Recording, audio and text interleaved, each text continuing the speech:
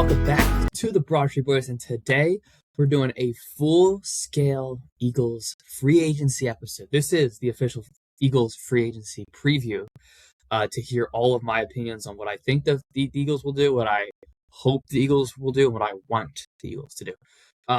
Because there's very different things that, kind of go within that, because who knows what they're actually going to do versus what I want, so we're just going to find out. But yeah, this is straight Eagles. All the rest of the teams are kind of either in spring training or the World Baseball Classic or suck, like the Sixers, or, something like that. The Eagles are actually kind of more intriguing to talk about. Can't say they're super fun, but they're more intriguing to talk about for sure. So we're gonna tackle all of that today. I have a full list of not only all of the entire Eagles free agency, like free agents themselves, but also target free agents that I looked at as well. I'm going to give my opinions on the A.J. Brown debacle that's happening, because who knows what's actually going to happen versus what I want. And then also I'm kind of going to try to explain the timeline of things as well. And I'm kind of going to start with that. So free agency starts up on March 9th. That is in, let's see, 5 days. So that'll be something. And so free agency, it doesn't officially start, actually, I'm sorry, I take all that back, until March 11th. Which is in 7 days, I believe, which is in exactly 1 week, which is why this is coming out today. However, the March 9th date that I just mentioned is the illegal tampering that can happen. So teams can start actually speaking with the players about possibly coming onto their team. Just a very early, free agency talk, but they can actually start it. But they can't talk to each other at all pre that. But yeah. And then the starting period starts on March 11th, which should be fun. And I'm going to go over, everything Eagles-wise. And then the draft is on April 23rd. And I can tell you right now for a fact that me and Caleb are going to do a very deep dive on the draft, both what the Eagles are going to do, and plus draft season is the best. We're just going to go over all of our favorite prospects and all of that. It's always actually one of my favorites. It's funny. All of my favorite podcasts, to be honest with you, are either Red October or / playoff previews, or a general draft overview, because I love the draft. And I also weirdly like I always do like a March Madness kind of overview, and I feel like that's always fun. It's not at all related to Philadelphia sports, but I always just like doing it because it's fun. That's always underratedly like my favorite stuff to do. So be on the lookout for that, because that's actually coming up soon. The March Madness one actually might actually start that next week. Next week, yeah. I might do the week after, because it starts on that Thursday of my personal spring break, so maybe I'll do that. But who knows? But yeah, so I'm excited for all those episodes. But all right, here we go. Eagles preview. So we have a bunch of free agents and a bunch of free agents that we're gonna lose, which is obvious. Which is kind of like if you're kind of in tune with the Eagles, I guess WIP, or you're kind of into the Eagles. We're like this team is going to look weirdly different next year, and which is good, but also kind of not good. I kind of lean towards not good, because we're going to lose some players. So here's the players that we're losing to free agency. We have Reed Blankenship, Nakobe Dean, Grant Calcaterra, Jahan Dotson, Dallas Goedert, Adoree Jackson, Fred Johnson, Jalen Phillips, Azeez Ojulari, Josh Uche, Brent Toth, and Matt Pryor. Those are all of our unrestricted free agents. I'm about to go over who I think is going to come back within those. But how I'm kind of trying to think of it is obviously the main four free agents that are currently unrestricted. It's Reed Blankenship, Nakobe Dean, Dallas Goedert, and Jalen Phillips. Those are my four. And I feel like those are the consensus four best players right there in front of me. In my head, out of those four, we're going to be able to keep two. And it's all going to be depending on their market as well, depending on where they play. And the two guys who I want back, I think have the biggest impact on this team, just in general. The only issue is the money. How much money are they going to want? I'm going to start with who I do not think is going to come back. And who I don't really want back. I don't think Dallas Goedert's coming back. I've seen too many either insiders say that there's no way he's coming back, or I have seen nothing from the Eagles that has been telling me that he is going to come back. So I think Dallas Goedert is gone. And I think that's a good thing. Not necessarily because I dislike Dallas Goedert, but I think there's some opportunities that I'm going to talk about in a second that I think are better than Dallas Goedert. And the other person who I sadly this one's sad, but the one that I don't think is coming back is Reed Blankenship, and that one kind of scares me the most. Because if you think about it, the Eagles are not necessarily known for drafting safeties very well. Reed being one of the safeties that they've hit on. But like Andrew Makuba, who I'm not out completely on Andrew Makuba, obviously, but like he's hurt though. He was hurt for a majority of last year, and he showed flashes, but he also showed him being a rookie at the same time, which is fine. But that's the one that kind of scares me, I think, the most because we're not good at drafting them, and we're not necessarily great at like obtaining them or like signing them. Because you like think about all of our safeties kind of in the past. Not amazing outside of Reed Blankenship and like C.J. Gardner-Johnson. Those are the two that come to mind. But then, at the same time, we signed dudes like Marcus Epps, who wasn't that bad, but wouldn't necessarily said made a huge impact when we signed him back this year. Dudes like Kevin Byard, who was one of the slowest safeties I've ever seen play for the Eagles. But they're just not great at drafting them. So that's one that scares me.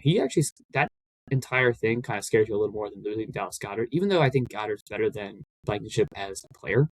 It's kind of the scenario that Blankenship is going on. And I also think Blankenship was a really big leader in that locker room as well, especially on the defensive side.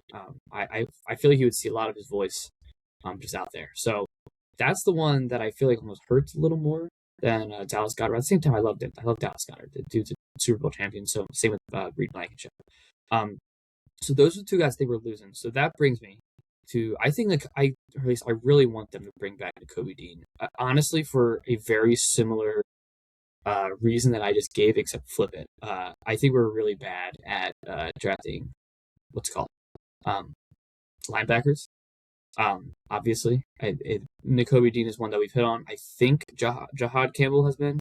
But at the same time, between Dean and Blankenship, I would be happy with just one of them coming back. Because I do think if we do lose Nakobe Dean, who's going to cost more than Reed Blankenship, by the way, if we do lose Nakobe Dean, then we can see the full potential of Jahad Campbell and why we took him in the first round, which is something that I'd definitely like to see. And he looked pretty good in the first half of the year too. So that's someone who I'm excited to see, I guess. But at the same time, I would like Nakobe Dean back. I think his impact on this team, both, run stopping and just shooting gaps and, tackling, run blocking, but also covering. He's also a pretty good cover linebacker along with Zach Bond. So I would love to see Nakobe Dean back, and I think that we should definitely sign Jalen Phillips back. I know he's going to cost probably the most amount of money. So it wouldn't be surprised. I wouldn't be surprised if we don't get him. But at the same time, like Jalen Phillips, I think has the potential, if he just stays healthy, to make a absolute huge impact on that line. And we're not necessarily known for having fantastic, like all pro edge rushers. And I feel like Jalen Phillips has the potential to be an all pro edge rusher outside of think about that. Like outside of Brandon Graham, the one before Brandon Graham was Trent Cole, and then years before that as well. But I feel like Jalen Phillips just sets the edge so well. He's so fast. He's also pretty young. If we could retain Jalen Phillips, I feel like that would be awesome. And I don't really want Max Crosby. Call that a hot take. I do not really want Max Crosby. I don't really want to see the price tag for him. I don't want to give up a second or a third for a guy on. I mean, and Max Crosby is awesome. Might even be a Hall of Famer, but he is awesome. And he would definitely fit the city's vibe. I'm recognizing all of that, but I don't really want to see how much we're going to give up for him. And I just rather sign back a dude that has had success here and is on the younger side as well. So I think signing Jalen Phillips back would be really big. But those are the two big ones. I want Dean and I want Phillips back. And those two. So I also put I have an entire list over here. I put dollar signs next to them. I think Phillips is going to cost more than Dean, but that's just because of the positional value. The value of an edge is, funny enough, way more valuable than the value of a linebacker, which is why he's going to get way more money. Maybe not way more money, but a decent amount more money than Nakobe Dean. And just going down the line here, I do not think Calcaterra is coming back. I'm going to talk about the tight ends in a second. After I do my target free agents as well, because I think we could build through the draft with that, and I'll tell you who I would like. I'm not going to give you my entire like breakdown of the draft because that's for the draft episode. But I will tell you who I want in our first round. But Calcaterra, unfortunately, I don't think he's coming back. Jahan Dotson, I think, is not coming back as well. Jahan was good. He just didn't get enough targets. Like, Jalen didn't look his way too often. However, I will admit that dude had a great catch and almost a touchdown in the Super Bowl. Admit it. I don't know if he's going to come back, but I want to see Fred Johnson back. Fred Johnson was actually way better than what people give him credit for when Lane Johnson was out. And I feel like he's just a great personality around. You see him on, like, the Eagles Instagram reels. I would love to see Fred Johnson back on this team. That also allows a little bit more depth on that line, and that line starting to get old. And I will also talk about that in a second. And that brings me to Azeez Ojulari. It's funny, I had not high expectations, but I had higher expectations for Azeez Ojulari, but he didn't really come through at all, and he was hurt. So I wouldn't be surprised if we just let him go, unfortunately. And then Josh Uche. I think Josh Uche also was very underrated. No one really talked about the impact of him, but again, and he's not going to cost a lot of money. I think we signed him back for not a minimum, but something above a minimum. I think he would be great to come back for depth reasons. Like imagine if we do bring Phillips back, then we could, or actually, I just think he's just a great plug and play type of guy for someone like Nolan Smith as well. Very similar, like, body type and just build in general. And then that brings me to Brett Toth or Matt Pryor. Both of those guys, to be honest with you, like, not great. However, if they see that maybe bring them back for some culture or some depth, then I wouldn't be against that. But I need them to do a few things during the draft, or target some actual free agents for some depth, either tackle or guard. Because Toth is a guard and then Pryor's a tackle, but they also go in and out. Like, they're not like stuck on one side of the line or not. But yeah, so the guys who I want back in, I guess conclusion of the Eagles side, is Nakobe Dean, Jalen Phillips, Fred Johnson, Josh Uche, and then maybe one of Brett Toth or Matt Pryor. Those are the guys who I want to come back. And then now, here's the fun part, in my opinion. Here's the fun part. This is like my favorite part of any type of sport, is like kind of creating like these lineups and ideas in your head. And I'm just gonna start naming names. I don't expect all of these guys to be on the team at once. These are just guys who I want them to at least think about and target compared to the other free agents on the market. So I also will. I'm going to say the names first. And again, this is not all of them need to be on this team. This is just people who I want to be on this team, in some way, shape, or form. But yeah, and this is in no order as well. So Cam Curl is someone who I would love. Cam Curl would not cost you a whole lot of money. He was good in LA, but I feel like in a Fangio type of offense or defense, I feel like he would make a really big impact, especially if we do lose Reed Blankenship. I feel like having a Cam Curl, as a safety would be fantastic. And he's also, people are not that people are writing off Cam Curl, but he's only still 27. He's not old, so I think you put Cam Curl in there, and I feel like he'd produce pretty well. And I feel like you kind of give him like a prove it deal, and then if he proves it, then you pay him big time. So he's a safety for everyone that doesn't know. Next is wide receiver Jalen Naylor from the Vikings.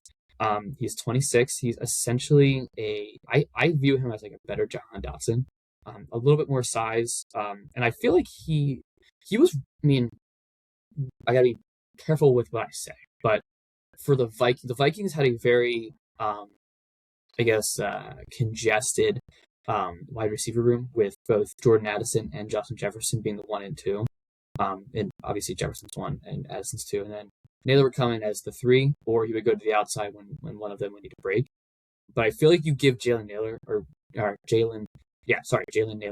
into this offense, into an offense that who knows what I don't really know what to expect from a Sean Mannion offense.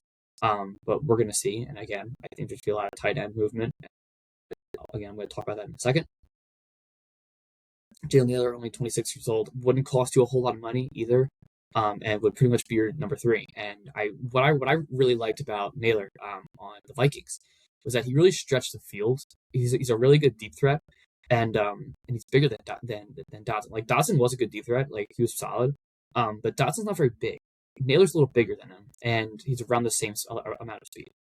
Naylor could be someone that I would love the Eagles to look at. Next on my list is Bradley Chubb. Bradley, I'm only going after Bradley Chubb if we can't get Jalen Phillips back, and just to plug him in, and he will produce. Bradley Chubb is a really solid edge rusher that I feel like could fit that hole really well. He is 30 years old, so he's a little bit on the older side, but at the same time, I feel like you kind of see what Bradley Chubb has left in the tank, and then next year you're like, okay, maybe he was good. He was like okay this year, but maybe let's draft another edge rusher. But I think that's only happening if we don't sign Jalen Phillips. But he's on my list. Like I actually like Bradley Chubb, and it would definitely cost probably a little less than Jalen Phillips. But again, that's just because it's kind of relative to the the edge rusher position. Next is Daniel Afalale. He is a guard from the Baltimore Ravens. He's 26 years old, really good in run blocking.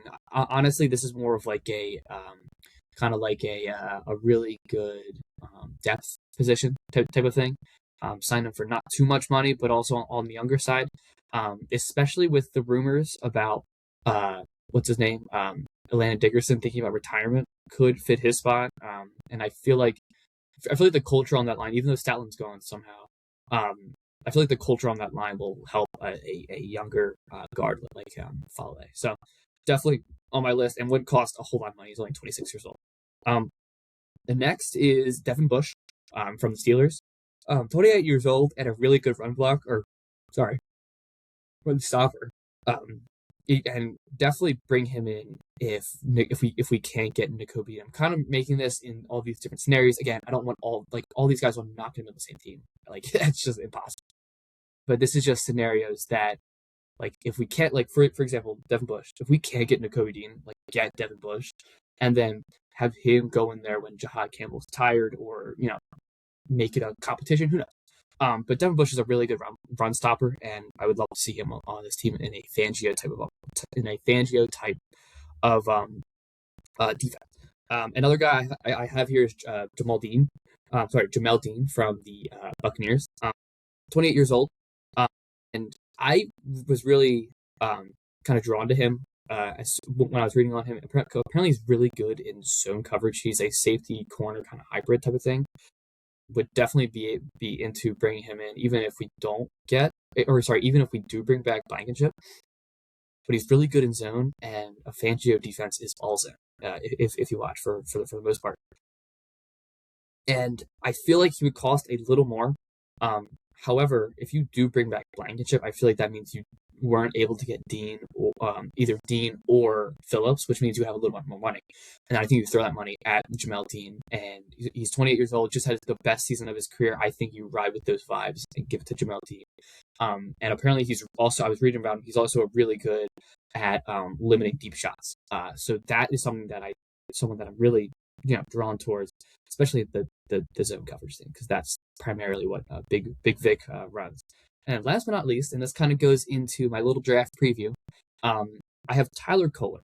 And you might be thinking, who the hell is Tyler Kohler? He's a tight end from the Ravens, only 27 years old, and he's mainly a run blocker. And that's probably guys that know ball. You're like, oh my gosh, why are you saying that? He's a really good run blocker. Can't really catch, or not really known for catching. He can catch, but not really known for catching. And I would say correct, because I want him, because I want the Eagles to take Kenyon Sadiq from Oregon in the draft. Kenyon Sadiq is an absolute freak show as a prospect and production at Oregon with multiple quarterbacks. And his combine just kind of supported the fact that this dude is awesome. So I'm thinking, but at the same time, I bring up Tyler Kohler because he's more of a run blocking type of tight end, and Sadiq is more of a stretch the field vertical and kind of deep threat tight end. So I feel like you throw some money at Tyler Kohler, which won't cost you a whole lot, and then you draft a stud tight end. I've like one of the fastest tight end times ever, if not the fastest tight end time ever, at the combine, and he is just awesome. I would love to see how he looks in a Sean Mannion system, because obviously I don't know a whole lot about the Sean Mannion system. No one really does. He's never really called plays before. However, he is coming from the Matt LaFleur system, and what did the Matt LaFleur system do a lot? A lot of Tucker crack. And I feel like there's that which also means to me a lot of tight end usage and a lot of tight end motion. And I feel like in this draft, there's no one I'd rather want tight end wise other than Kenyon City. So that's kind of my idea for the draft and for kind of free agency, because on or you and you know, before I say this, and like before I get cussed down in the comments, I recognize that if you put Tyler Kohler in every single run situation, then they're gonna know he's running. And if you put Kenyon Sadiq in every passing situation, then they're gonna know that we're passing. Obviously, you're gonna change that up, but ideally, I think, especially in like a heavy set, like Tyler Kohler could definitely block for Saquon. So that is something that I'm excited for. And Kenyon Sadiq's a freak. I mean, if you haven't watched his tape, oh my god, he's ridiculous. Please, it's like he's like hurdling people. I'm a Penn State guy as well. He like hurdled somebody in the Big Ten championship game last year. This dude is a stud. Like, please watch his combine and his highlights, please. But yeah, so that's kind of my idea. I hope you guys like it. Please let me know in the comments what you think. But now to the AJ Brown thing. And I feel like everybody who is an Eagles fan has some sort of different opinion about AJ Brown. What is AJ Brown going to do? Does he really want to be here? Is the playoff game and an implication of that he doesn't want to be here? Like all of this, And listen, I was just as annoyed this year, if not more than all of you. Believe me, I actually got so over it that I was kind of ready for him to be gone around the trade deadline. But the value right now for him from credible reports is that how he's looking for a first round and more for AJ Brown. Honestly, I think you're dumb if you don't accept that as a fan. I totally get that. If you can get him for a first round more, like that sets you up so beautifully to draft another stud wide receiver. Especially if it's a first this year, like that could be interesting. Or even a first next year, we could try to get Jeremiah Smith. Who knows? But yeah, so this is definitely something. So it's definitely gonna be around a first round pick or more. And what I also have here is so the biggest issue with trading AJ Brown, and obviously he has not really locker room issues, but like mental health issues, and people just think he's a headache, and I get it, and he really is. However, I don't. If you're gonna trade him, I don't think the time to do it is during the draft. Unless you're getting a first round pick. If you're getting a first round pick, then do it during the draft, I guess, and draft the guy you. Unless the draft pick's after us, then don't do that. I don't want the Patriots 31st overall pick. I'm good. But if it's around us, a little closer to us, either 24 or like 20, I would do that. But here's the issue. If you trade AJ Brown, there are cap hits. And the cap hit for if you trade him before June 1st is $43 million. That's a lot of money. It's a lot of dead cap. However, if you wait till after June 1st, then it is $16 million in dead cap. And then the rest of it kind of rolls over to next year. So then Howie has a little bit more money to play with both this year and next year, just because it's sporadic throughout. So I think you either do it during the draft or you wait until the summer during like training camp or something. But yeah, me personally, if you don't trade him for at least a first round pick, then I would like to keep him. I don't want to trade him for a second round pick. I just don't. And it's cool if you disagree with me, and I totally get that he's a head case. But a second round talent is not going to fit the AJ Brown type of hole that he's going to leave if that he leaves if he does leave.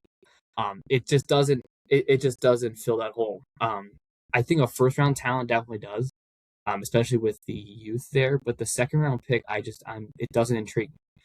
AJ Brown is too good when he's hot, and it's funny I have to say when he's hot because like as soon as he doesn't get the ball and he freaks out, like it's bad. I recognize that, but I think it's the potential and value of AJ Brown that kind of sets him apart from a lot of the wide receivers, both in the NFC but also throughout the entire league. So my personal opinion, first rounder or first rounder more, trade him.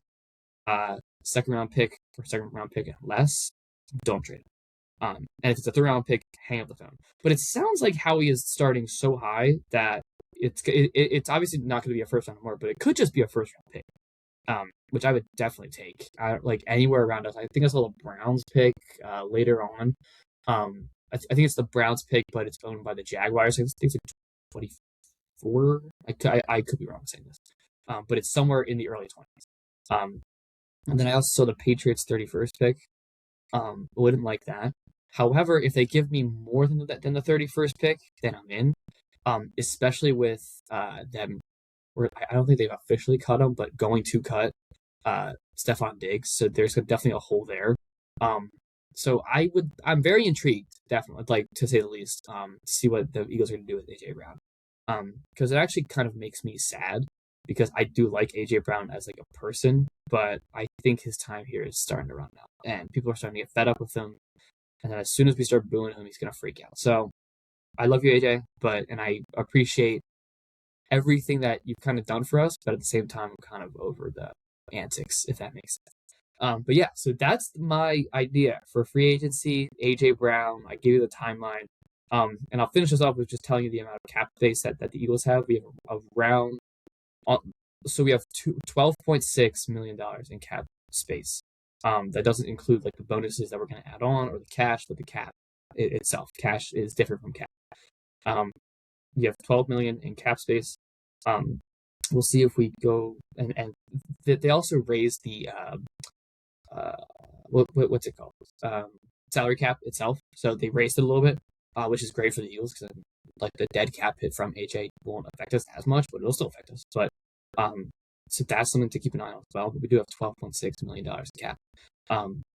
So we'll see what happens with the Eagles, man. I am excited, not necessarily excited to see what happens, but I'm intrigued. I'll be watching. Yeah, and I think the thing I'm going to leave you off with, along with the cap, is this is a huge offseason for Jalen Hurts and a huge offseason for Nick Sirianni. More so Nick Sirianni. Because I want to know, I don't think it's been publicly given out, but I want to know if Sean Mannion was more of a Sirianni hire or a Howie hire. Because there's never that middle. I want to know who led that interview process, because I think that'll tell you a lot. Nick Sirianni, if a mediocre season next year is like showing you that Sirianni might be going. So that's going to be very interesting for me to keep an eye on, and very interesting for all of you to keep an eye on as well. And then Jalen Hurts wise, I'm interested to see how Jalen plays. That'll be something I want to see motion out of Mannion's system. I want to see everything. But yeah, I guess I'm excited. Should be fun. It'll be a fun free agency in general.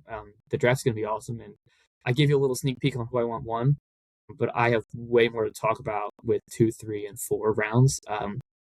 Those are ones that post combine are going to be very interesting to watch. I'm going to bring in some people for that. I believe it'll be a good time. It'll probably be a long episode, but at the same time, it'll be a good one. Trust me. But yeah, that's where I'm going to leave you all fun. Thank you all so much for watching. Keep checking us out on all the social medias on Instagram, TikTok, Twitter, and then thank you for watching or listening either on YouTube or Spotify. All right, I will see you in the next one. Go Birds! I will see you in the next one. Peace.